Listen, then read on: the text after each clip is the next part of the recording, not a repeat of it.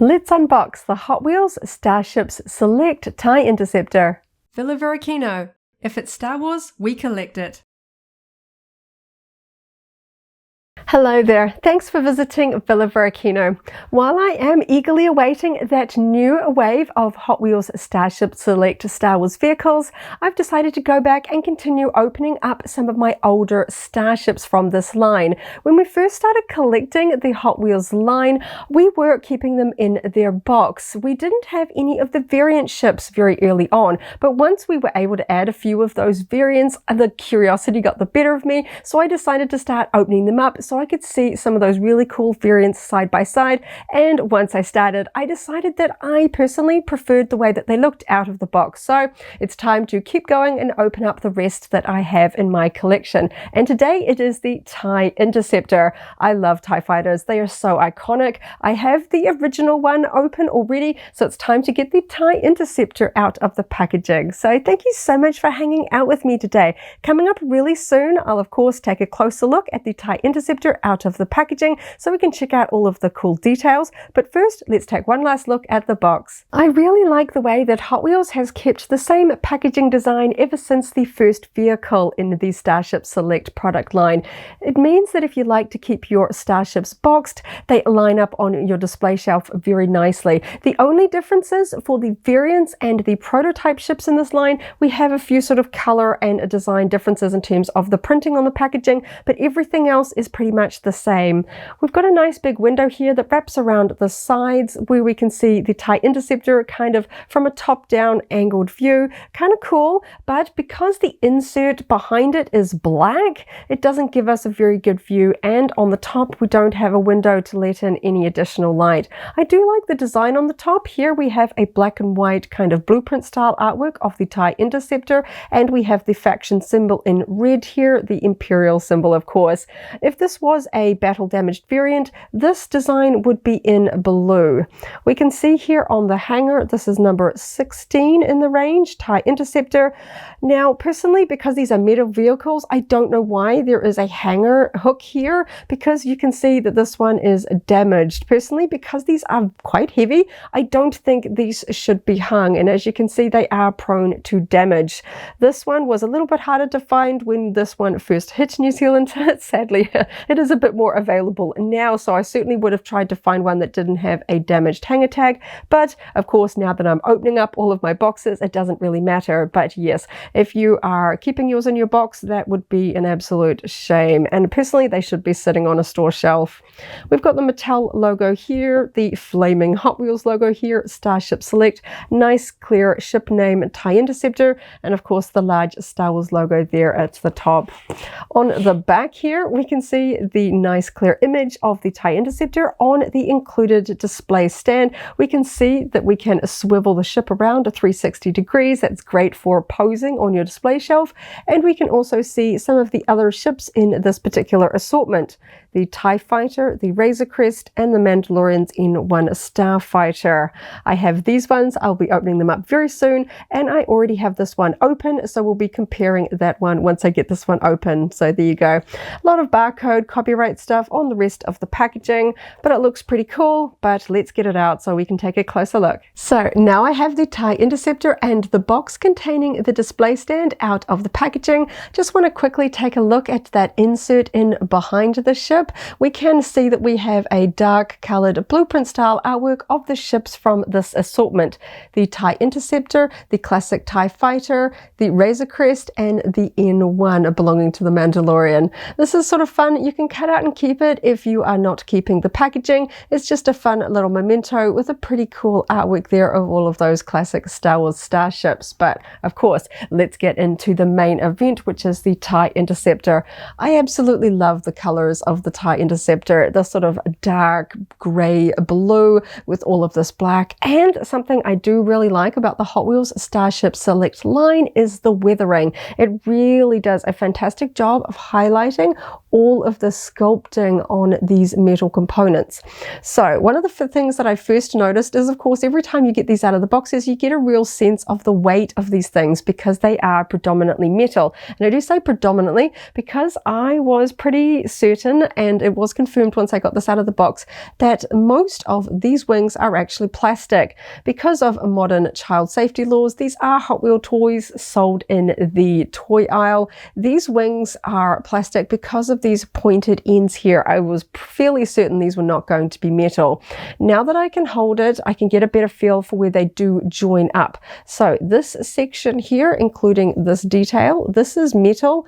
This, from this line here, this is all plastic going forward, and it just kind of wraps around here. This is a little bit of a plastic bit here as well, wrapping around the back, and it seams at this point here. So this is metal, so if I'm holding it, that feels like I'm holding on to sturdy metal. Of course, the rest of the body, including the cockpit, is all metal. We don't have any kind of translucent plastic for the cockpit windows. It is all just a flat metal painted in a gloss black, so we don't have any moving components on this particular ship as well. Some other Star Wars starships do have elements that move, particularly on, say, the TIE Interceptors. They have sort of wings that open. Those are plastic and hinged, but this one doesn't have any moving components. I can't open the cockpit either. This line, it doesn't include any kind of figures like the Micro Galaxy Squadron line by Jazzwares. They include small little figures. No figures in this line, and honestly, I don't think this particular line really needs them. This is all about the starships.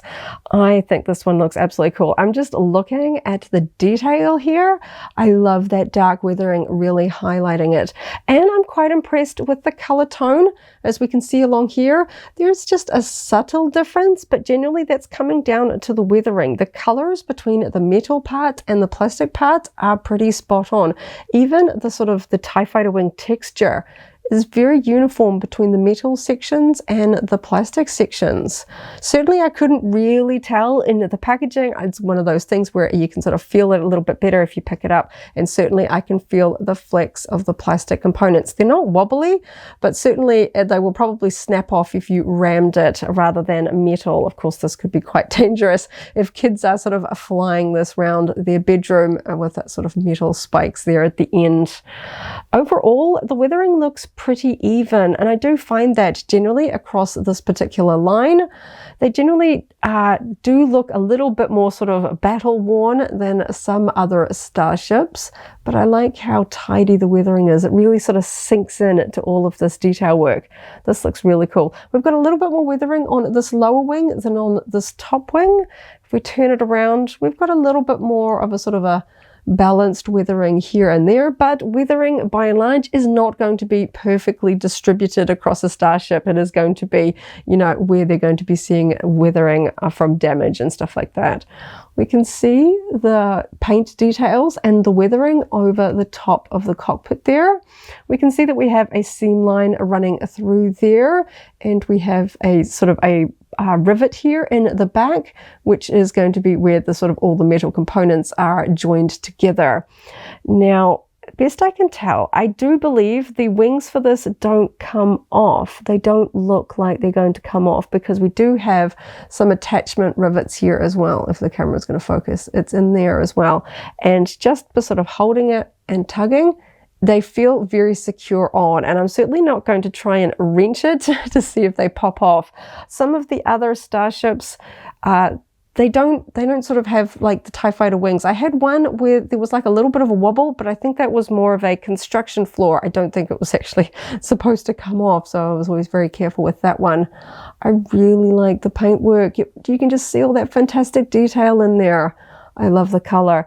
Overall, the paint on this is pretty well balanced on the cockpit there as well. We can sort of see it accenting in those deep detail lines there.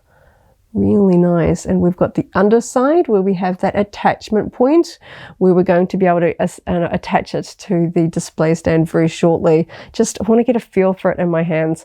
I really find that I love the gloss black for the TIE Fighter cockpit windows. I'm really not missing plastic windows here looking inside. I think that just looks, it's almost sort of ominous, the fact you can't sort of see inside. It makes the vehicles a bit more sort of menacing when you can't see a human inside. That's the way it always sort of felt in some of those original trilogy films. They felt very menacing because you didn't really think about there being a person inside, especially when Han and Luke were blowing them up. We've got a little bit of red detail there for the sort of the laser turrets there on the underside. Very, very cool. So I'm going to get the display stand out because I really want to be able to sort of let go of this and sort of put it back and check out some of those details. And of course, TIE Fighters, you can kind of sit down. This particular one, it just looks a bit awkward when you sit it down. That's something I really do like about the Starships Select line, is the included display stands, because yeah, you could display it like this. It's a bit awkward. It doesn't even sort of want to sit on that square edge. It's going to tip forward. Just looks a little bit awkward on display. So let's open up the display box. So this was on the underside, sort of tucked in where you can't see it in the packaging. We can see we have two pieces that are going to attach together. So let's get them out of the box. We've got the base plate wrapped in tissue paper, and we have the little stand here. So we can see that we have a ball attachment point that is made out of plastic, so it kind of fits on there nice and securely, and we can rotate it around. Let's have a look at the base plate. So it's wrapped up in tissue paper to try and protect the printing here. I've only had one that had a small scratch to it. So on the whole, it does do a pretty good job of making sure that these silver printing details are nice and tidy. And we can see that we have the faction symbol, the Imperial silver cog there, and the ship name, TIE Interceptor, printed in a metallic silver. I really like the silver finish here. On the front of that display plate, we have the Star Wars logo there, sort of stamped in, and the Hot Wheels sort of flame logo there as well. Don't have anything else sort of printed there. So let's snap the sort of supports together. There we go, nice and click, and they don't come apart, which is always good if you want to sort of move your vehicles around. On the whole, these are pretty uniform across the Starship Select line. There are a few exceptions, of course, the sort of slave ones that are designed to sort of sit more upright, and vehicles that go on the ground like the AT-AT and the Sandcrawler have different ones. They're basically more of just a base plate there. They don't have anything elevated because they're going to be on the ground. So let's get this one onto the display stand. Just going to push it on. It doesn't sort of snap on. You've just got to really kind of work it slowly on. There we go. You can sort of see it sinks on there pretty well. And once it's in place, it holds very well. You can turn them upside down and they're not going to come off. But something that I really do like is because it is on that ball attachment, you can really move it. Of course, this one has quite low wings. I can't turn it around without kind of pivoting it and trying to get it sort of around. So I'm not going to get a complete 360 spin on this, but I could take it off and move it around because they're not, it doesn't snap on, it's not permanently attached. You can take them off if you want to, but we can get some really fun sort of angles there. We can get a little bit of side to side as well. But of course, the main attraction to this, we've now got it upright. There's just a tiny little bit of plastic that I'm noticing here that's just sticking up. Really small little tiny piece of plastic that's probably going to come off if I scratch it with my fingernail there. Just one of those sort of minor little things, but honestly, this looks so cool. And I'm sad to say, I was obviously keeping them in their boxes when I first started collecting them, and I'm like, I should have just opened them first straight away, because they just, to me personally, sorry to the people that keep them in their boxes, I think they look cooler out. And yeah, this is one of those lines where it's very tempting to buy one to keep boxed and buy one to open, because I think under proper lighting, I think they do just look a little bit better there, so I can see all of the details and that weathering. Oh, I love the weathering on this line. And that iconic sort of TIE Fighter blue, it's just awesome. We can see all that sort of weathering on the back of the cockpit there. So cool. Oh, it's nice. Generally, I've only had one ship, as I mentioned before. It was a TIE Fighter where the wings were just a little bit misaligned. They just kind of, I could move them it stressed me out.